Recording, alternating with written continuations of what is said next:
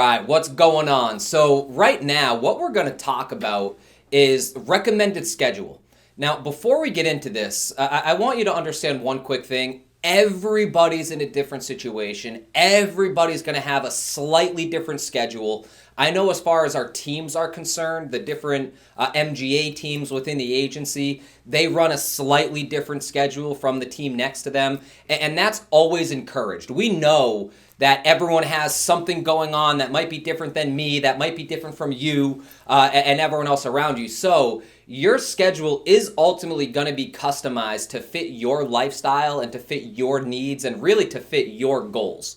But a few things that I do want to bring up and really recommend for you as you start making your way into your first couple of weeks released. So the first thing that I want to bring up is how to maximize your results by not having to max out the amount of hours that you're working.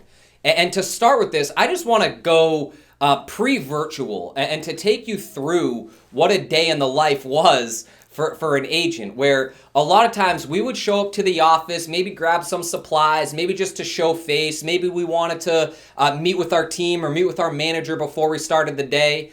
So sometime between 8 in the morning and 10 in the morning. Then from there, we would grab our stuff and we would drive out to our territory, half hour, sometimes 2 hours away. And that's where we would spend all day.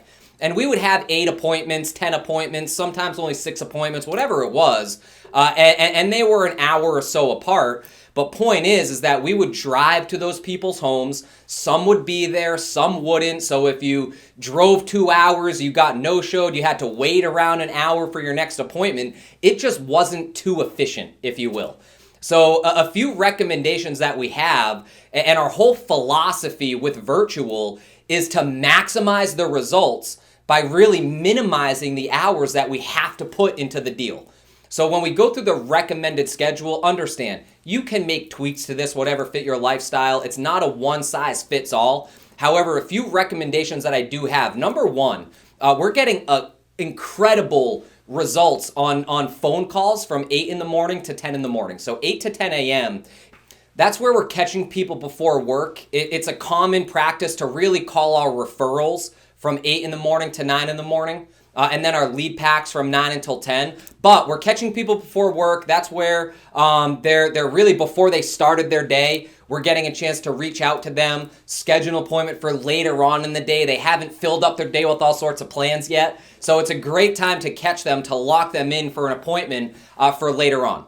So 8 to 10 a.m. call session has been incredibly effective, where, again, we're minimizing the amount of hours that we have on the phones, yet we're maximizing the results. Because from 10 until 3, that's time to, sit in on a couple workshops. Maybe use that time to go grocery shopping or go to the gym or read a book or do something for yourself. Take care of the kids, whatever it is. Take care of the house. But a lot of those hours have a tendency to be dead hours. Not that you can't do anything or you won't get any results during those times, but we're finding that best practice is to make phone calls starting from 8 to 10 a.m.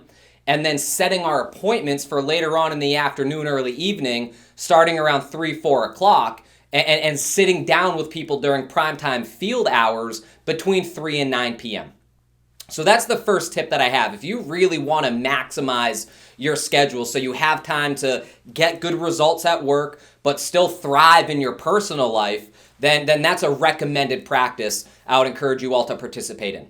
Second thing is Monday through Friday.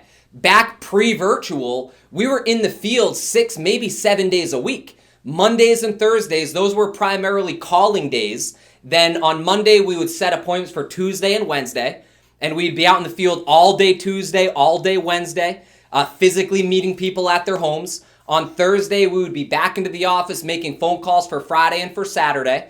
And then if you wanted to go the extra effort, you would book some appointments for Sunday as well. However, it would turn into a 6 or 7 day work week real quick. Now in virtual, we're not limited by that travel time that we keep talking about. So it's one of those things where I can call a client. For example, I'm in Massachusetts. I could call a client in Connecticut, book an appointment, sit down with them right here and now, make the sale, move on to my next appointment that happens to be in Florida. So we can be extremely mobile. We don't need to plan out our days based on what our territory is.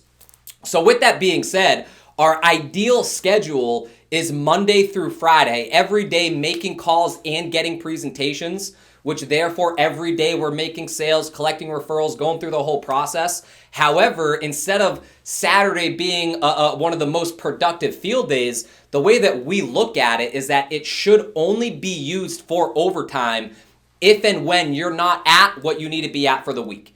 Now, when I say overtime, understand it's not you're going against somebody else. This is you versus you. This is you saying, I want to accomplish X amount of production for this week. And if come the weekend, you're not at that number, you have Saturday and or Sunday to make it up. So it is encouraged. If you're not at where you want to be at for production for the week, then yeah, use the extra field days, use Saturday, use Sunday to get where you want to go. However, it's almost frowned upon if what you should accomplish in 5 days has to take you 6 or 7.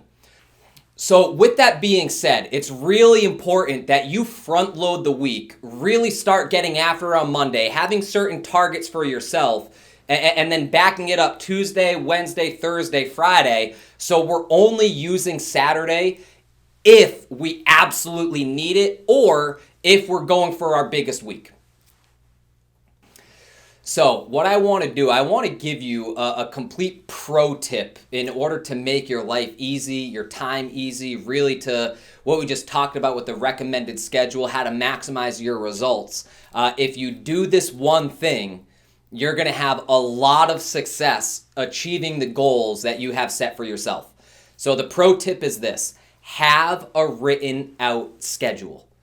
This can be through Google Calendar. It can be through your iCal. It can be something that you hand write every single week, regardless of what format or platform, if you will, that you use. It's important to have this written down because what we found is if you don't have to think about what you're doing next and you just have to look at your calendar and it's going to tell you what you're supposed to do next, you're going to save so much time over the course of the week, not wasted on thinking about what I have to do.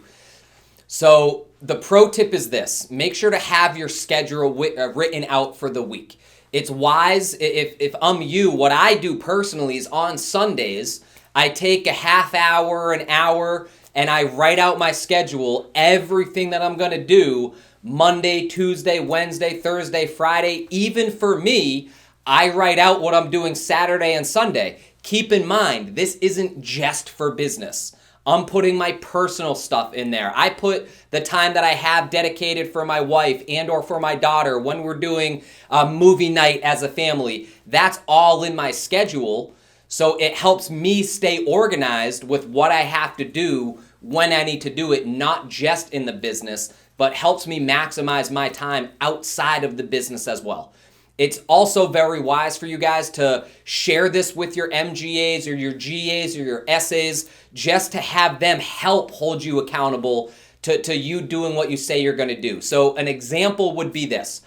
Based on the recommended schedule that we gave earlier, if you're somebody who does want to make phone calls from 8 to 10 a.m., then I would write in your schedule at 10 to 11 or 11 to 12 or between 1 and 3, whatever it is, that's when I'm going grocery shopping. That's when I'm going to the gym. That's when I'm going to watch this workshop from a leader in our organization, which is on YouTube, whatever it happens to be. But if you can plug those things in on your schedule, it's just going to help keep you disciplined to completing the tasks that you need to complete, again, to get to where you want to go.